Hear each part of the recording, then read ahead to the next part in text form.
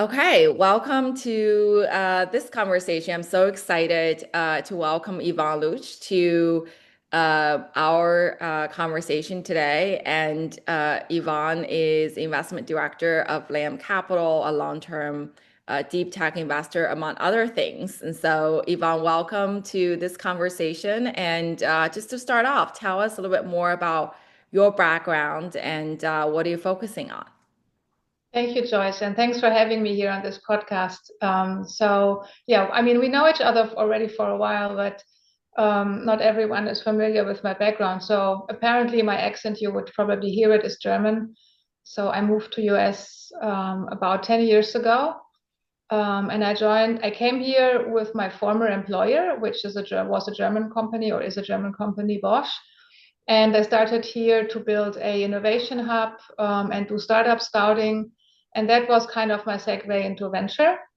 And I realized working with startups is can be a lot of fun and very rewarding. So I wanted to do this full time. So I joined Bosch Ventures 8 years ago, almost. And then after doing that for many years, I decided to move on end of last year, and I joined Lamb Capital, which is the venture group of Lamb Research. Not everyone is familiar with Lamb Research. The ones in the semiconductor deep tech space, they know us. We are one of the five largest equipment manufacturers worldwide for semiconductors, amongst, ASML, Applied Materials, TEL, and others. And yeah, we do equipment for the semi industry, which is crucial. And the company is 45 years old. We are publicly listed, and our headquarters is here in Fremont. So I live here in the San Francisco Bay Area, and I thought that it's very exciting to join a company which is, first of all, public in contrast to Bosch, but is also like headquartered here in Silicon Valley, where a lot of innovation is happening. And just to see how a company who grew up in this ecosystem behaves and thinks and acts in contrast to a large German corporation. So, and there was a lot of learning from going from one corporate venture to another. But it's a very interesting journey so far. Thank you for that, Yvonne. I think you're a bit humble about your background. I think you also have a PhD, right? Well, that's so many years ago. I cannot brag about it anymore because yeah, it's almost 30 years ago. But I'm Um, a physicist PhD, yes. how do you think that influenced you as a deep tech investor? Because deep tech is challenging. We can talk about what deep tech is, but I always see you as someone who invests in very complex technology for very complex systems and emerging solutions. Yeah, I think it depends a little bit on your upbringing, right? Because I'm a physicist by training. I am drawn to, you know, physically challenging topics because for me it's probably less challenging to understand than for others.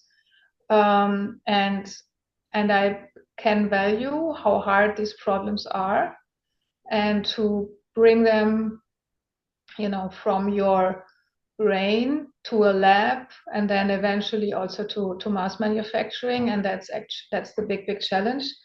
I learned a lot about that already at Bosch, where I was very operational. But so then you can really appreciate how hard it is actually to manufacture, for example, semiconductors. I mean, semiconductors, when you think about it, how small the structures are Right. and that these things actually work, it's mind blowing if you think about it.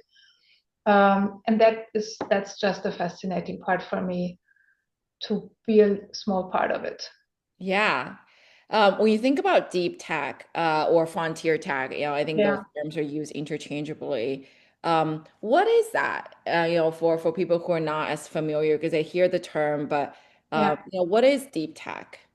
Yeah, that's a very good question. And in Silicon Valley, everyone is in tech, right? Everyone. But tech can be um, this can be an app, right? That solves a specific problem. I mean, you can argue whether ChatGPT or OpenAI, whether this is a deep tech or a tech company. to me, because I'm a deep tech person and I have a hardware background, I'm always like, and maybe this is not correct, but sometimes I'm like, well, this is software only, right? But if even software can be deep tech, if it has a super new technology, like an underlying technology, like when neural networks became big and deep neural networks or convolutional neural networks or transformers, all these things were like a new innovation that really changed the landscape. And then I would also say this is deep tech. But most of the times, actually, for me, deep tech is something more tangible, Yeah. whether this is semiconductors, whether this is and everything in that ecosystem. But it can also be climate tech, it can be robotics, hardware and software, but it can also be biotech Right. or some med tech areas, climate tech. That is, I would say, all deep tech. Very often it's tangible, but not always.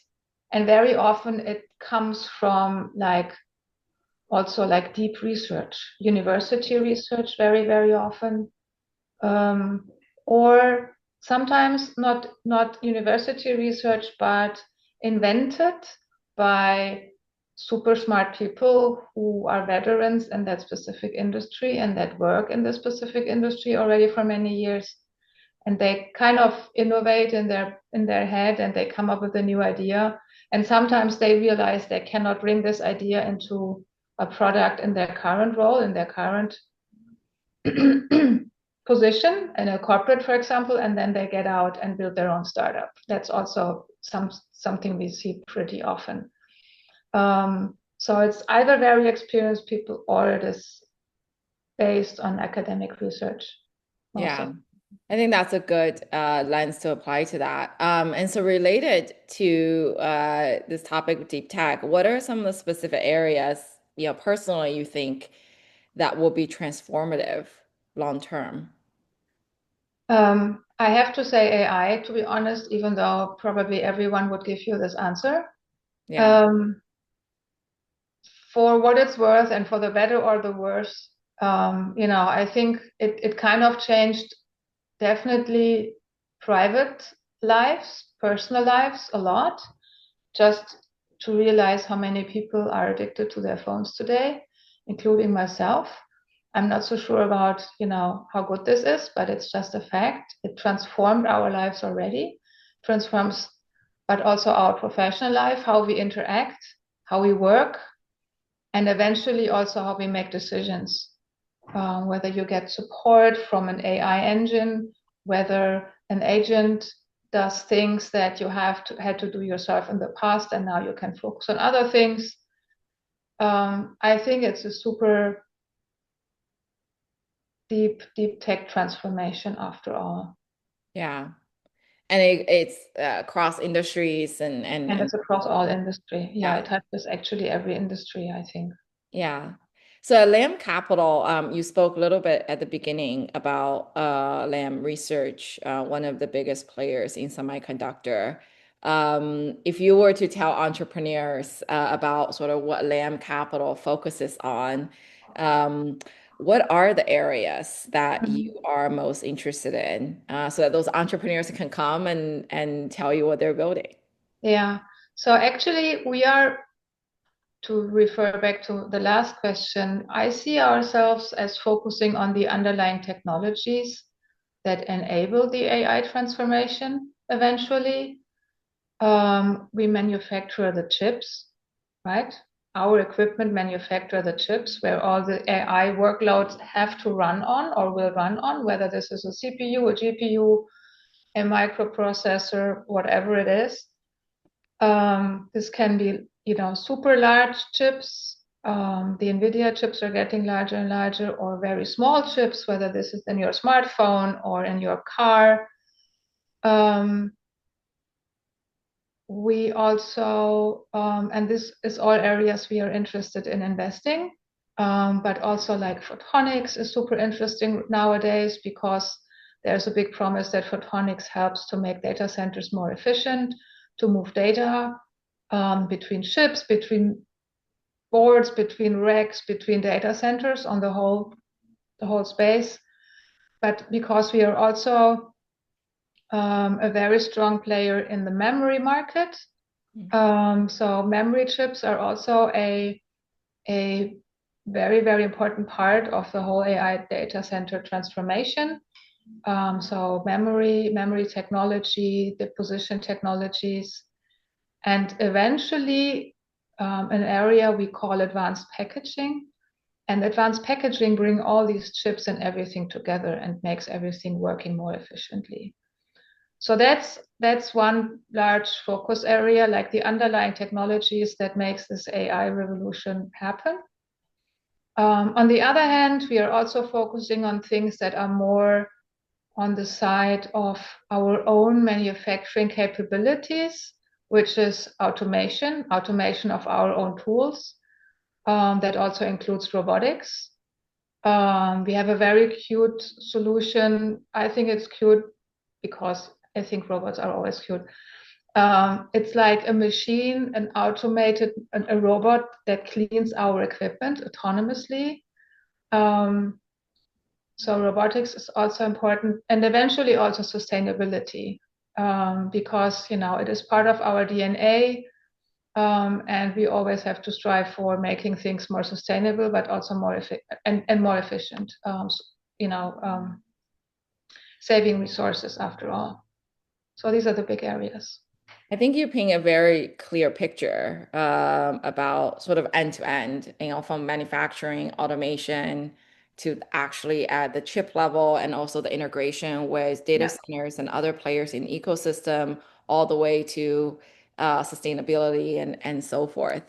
Um, you spoke a bit about earlier your experience at Bosch and your other operational experience working in these large organizations, taking um, ideas about technology innovation, actually understand what are the use cases, and then manufacture them at scale so they can be used. It's different than sort of typical software development where same set of code can be deployed into apps and many people can use it versus manufacturing. You actually have to understand the best processes to build it, assemble it, understand the different components, supply chain, and then do it at scale. And so I think that makes deep tech investing challenging, and not everyone can do it. How do you sort of think about deep tech investing in general, and what makes it exciting? And is it the value add that's really important? Is it looking for entrepreneurs who actually understand that it's not just about writing code? That's Mhm. important too. Is actually Yeah. understanding the amount of capital perhaps is needed, the processes that's needed, the type of investor that's needed. What's your view on making a deep tech investment work for the long term? Yeah, I think the exciting part for me is that I get like surprised on a daily basis almost that, even in areas where I think there is no innovation left, right? Hmm. How can you revolutionize specific areas? And then comes the entrepreneur and they have a very different idea to do things, still using physics, right? After all, and electronics or engineering, but they solve it in a very different and a very elegant way, which no one has done before in that particular way. And they can address a large existing market or they can create a new market because there are things you couldn't measure before, like in a non-invasive way, in a continuous way. And this is more like also in regards to biotech, but this can also be true in industrial environment. So I'm excited about people who innovate, come up with new ideas, but also show that they work. Um, and it just resonates with my physicist heart after all, because I can get into new topics and I learn about new industries, Yeah. on a daily, weekly basis, which is super exciting for me. There are a lot of challenges. And when you mentioned, like, me being with, for example, I was with Bosch and I was in this company for a long time and in deep tech and semi for a long time. I remember that we talked about like in a pre-engineering engineering group environment, like in the 29, 2010, 20, no, this was before 2010. We discussed specific new technologies and like how to put like in a semiconductor and a MEMS things together in a more efficient way. And they already had like first prototypes and they had first measurements and everything was super, looked very, very good and very promising. It took another 15 years almost to make it into mass manufacturing in, in a product that eventually ends up in a smartphone that has to be super cost efficient, super reliable, and you have to be able to manufacture it in billions quantities. So that this whole thing can take a long time, and that is sometimes much longer than a typical VC is patient about, right? Yeah. Typical VC funds have a 10 years lifetime. Many of them have like a 1, 2, or up to 4 years like extension period, but that's sometimes not enough from from a seed stage company to becoming a large enterprise or like not enterprise but having a solution in millions or billions or whatever in the market. And the other is, of course, because it takes so long, you also need a lot of money, and sometimes you need the money even very, very early on.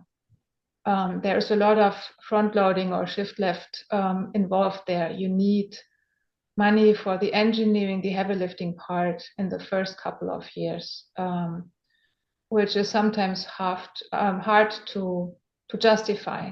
So like revenue multiples don't work if you don't have revenue or some NRE only. Yeah, and that may be one of the reasons that strategic capital, a more patient capital, could be a very attractive avenue, Yeah, and a more because viable avenue. yeah, because eventually we don't have to return the money within a specific period of time to our LP because we have only one. Um, but and not but and we can eventually also like help the startup to Yeah, do better, faster, more efficient. But they also, on the other hand, also help us to know what's needed better than only working with the large players, our large customers. right. Very fascinating. So when entrepreneurs come and pitch to you, what are you looking for? Yeah, I was wondering. There are funds that say they only invest in like at least second time founders. Um, I invested in a couple of first time founders as well. That is possible, but you have, after all, even if the company is still very early, if it's in deep tech, I want to see some diversity in the team. And diversity, I mean particularly diverse experiences. It might be that the CEO or the CTO is like, the university grad, often very relatively young and relatively unexperienced in business and finance and hiring and everything except the core technology and how to develop this. I love to see other people in the team that were early employees in startups and know what it takes to build a 5 people company to a 50 or 500 people company. Experienced people who know what it takes to bring a semiconductor product from your first prototype to large scale deployment and how to build a supply chain there, because Right, that can be super challenging. But I also would like to see some people who have some finance experience also, who know, how should the balance sheet look like for such a company, and eventually also like not product people, but also salespeople or business development people who have the right connections. You right, cannot underestimate in deep tech having connections to large industry players, customers, whether it's your friend from the last neighborhood barbecue, or it doesn't matter. You need to have these connections to get into these very closed circles. to get traction. I think So that's all of these great things play advice. an important role. So Yeah, it's and all about the team and having like the right experiences right. that come together, and that can be a small team. I mean, I probably list like 10 different capabilities or competencies, but you can have them in a 5 people team. Right. Yeah. I think that's great advice. I mean, maybe related, and you may have the same answer is what entrepreneurs don't do enough when they, come and seek strategic capital, things that you wish entrepreneurs do more. Yeah. Maybe it is about, seeking out the right experiences and skills to complement and augment the technical core team of the company. But anything else, Yvonne? Yeah, I'm wondering whether I should uh, write a book about it. And there are some LinkedIn articles already. One thing not sometimes, actually, relatively often, I see that I ask startups, what is your mode, right? What distinguishes you from competition? Because sometimes, or not sometimes, because very often actually there is some competition. They all have a little bit different tweak, but they are playing in a similar field. And I want to understand, and I want to give the startup I'm currently talking to give them the chance to express what makes them special. Right. And some are more prepared than others. And some are kind of bashing the competition. Hmm. And I think, and this has nothing to do with a corporate VC, this has to do with, speaking to VCs in the first place. The VC might know more than you because they probably talk to all your competitors. If you tell the VC, like this startup XYZ, they can never do this because of this and that, they might be very wrong and the VC might know more. If you do that, you are not only bashing your competition, you are also make your VC you are talking to look stupid. And that is never a good idea. I would just be careful what you know or what you don't know about your competition. But of course, try to educate yourself as much as you can, what they are up to and what is your differentiating mode, and focus on that. I think that's something many startups are not doing enough. And in particular, with regards to strategics, to really think hard before the meeting, what is it that this strategic can bring you? Also, in terms of like, why do you want this particular strategic? Why do you want this Right. particular CVC in your Have on to. your board, in Yeah. your investment, in this round of financing? What Because at the end we will have a discussion about this, but the more you are educated, it's almost like in an interview, right? Right. You are interviewing for a new company, for a large corporation, and you didn't do your homeworks and you don't know what this corporation is doing, and they ask you some questions and you are not well prepared. You are making not a good impression. It's kind of similar. One is like informing yourself, but also thinking about, what can be technologies, competencies, connections this particular corporate can bring you and make you a better target for an investment. I think that is for sure something startups cannot do too much. I think that's great advice, Yvonne. And I know that we can talk for hours about this. And I think you gave some really good advice to entrepreneurs. And I think we'll end our conversation here today. And thank you so much for your time and for your insights. Thank you, Joyce. This went very fast.